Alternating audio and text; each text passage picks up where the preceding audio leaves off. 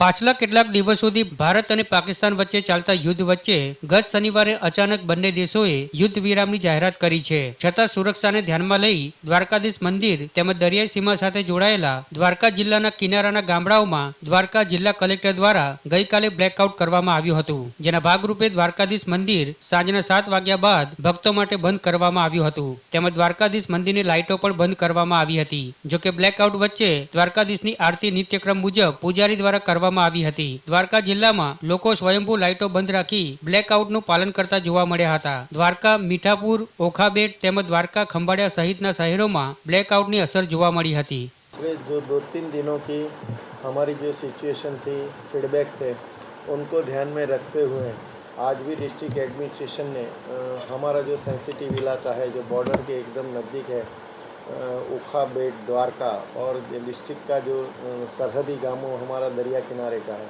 वहीं सबको ब्लैकआउट का डिसीज़न लिया